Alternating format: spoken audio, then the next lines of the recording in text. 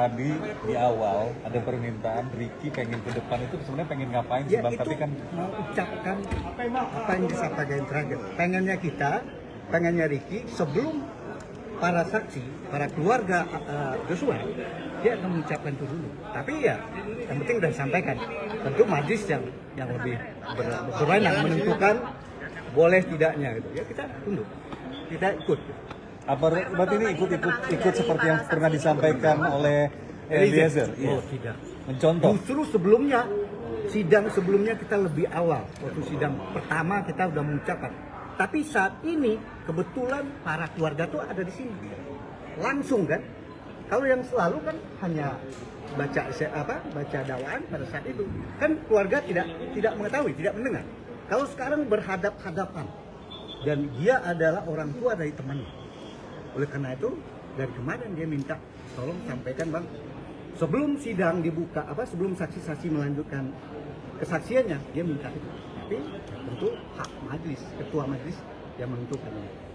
Jadi kita tidak meniru Eliezer, kita malah lebih duluan ya, sebenarnya kalau untuk minta maaf. Pak Herman, kalau sebelum pembunuhan Brigadir Joshua ini pernah ada konflik nggak sih antara RR dan Joshua?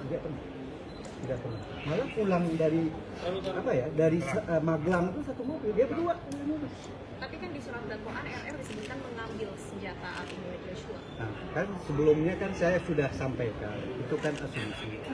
Tahu kan beberapa kali saya sampaikan kejadian di Magelang waktu si Ricky dengan Richard pergi ke sekolah anaknya Sambo. Pas dia pulang udah mau maghrib, di bawah tidak ada orang, pas naik ke tangga ada Kuat yang kondisi agak tegang. Ditanya, ada apa Pak Kuat? Om Kuat, itu tadi si ibu tuh pingsan, kemudian kita gimana? Kemudian tadi kita curiga si Joshua almarhum turun naik, itu curiga ada apa nih? Kemudian saya tegur, dia menghindar, nggak menjawab. Kemudian mau naik lagi, saya ambil pisau, mencoba, nggak boleh kamu naik lagi, karena dia merasa akhirnya dilihat oleh Susi ke keadaan ibu itu kan. Nah, tapi sayangnya ibunya nggak ada cerita kejadian apa, pelecehan apa, nggak, pada saat itu tidak ada. Cuma kenapa dia ambil senjata? Karena dia termasuk senior, dia lebih senior dari Joshua. Khawatir kok Kuat sipil ya, bawa pisau lawan ganja, marah nanti si Joshua kedua. Joshua pakai senjata. Yang lain nggak ada, si Sambo kan nggak ada di situ, dia di Jakarta. Kalau terjadi apa dia sebagai senior nggak ada tanggung jawab sebagai anggota polisi. Hanya itu, jadi antisipasi aja. Menaruh di kamar anaknya Sambo. Ya. Tadi Anda bilang semobil berdua artinya hubungannya baik dengan Joshua ya. Baik. Tapi dalam CCTV yang terekam di Saguling, terlihat tidak ada percakapan antara Joshua dengan Ricky.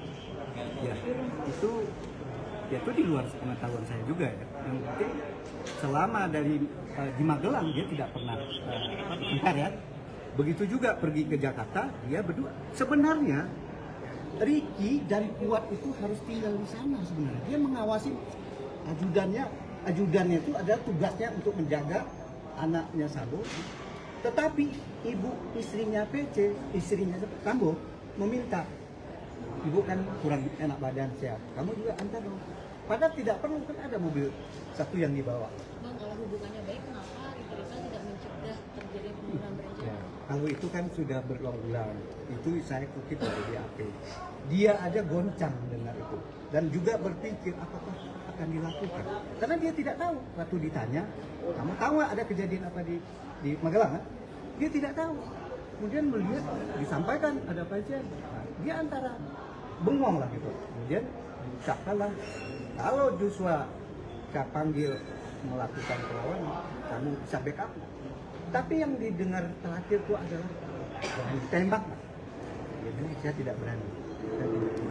Itu pernyataan seorang bawahan yang menghadapi jenderal. Tapi dalam batinnya juga pasti tahu kenapa dia berani menolak. Tapi ini satu tugas yang tidak tepat. Kemudian kenapa dia manggil ini? Suruh panggil ya si Richard. Dengan keadaan goncang, dengan keadaan yang itu, dia turunlah memanggil. Memang dia tidak menyebut ke si Richard, menyatakan bahwa saya tadi disuruh nembak situ, kemudian kamu dipanggil. Sesuatu hal yang naif bagi dia, khawatir kalau dia nyampaikan itu. Bagaimana kalau sikap Eliezer misalnya menghindar atau pergi, nanti kalau dia dipanggil Sambo lagi ya? Mana si Richard? Apa nggak berbahaya juga bagi dia? Bagi diri dia. Begitu juga Joshua. Dia berpikir pasti ada klarifikasi lah. Kemudian apakah dari Saguling ke, kan nggak lama, apakah masa di rumah dinas? Mungkin dia berpikir, jangan pasti ada rencana apa mereka. Pasti si Anu masih berpikir. Dalam keadaan berpikir dan ucap itu tahu di rumah. Nggak berapa lama sampai di rumah dinas ya. Dia dipanggil oleh Kuat, panggil Joshua, dia masuk kejadian. Hitungan berapa menit? Apa yang bisa dia lakukan? Bisa aja kita buat perbandingan dengan jenderal dan yang lain di sini. Pangkat yang lain. Apa yang bisa dia? Ya? Masih ya. Masih bagaimana?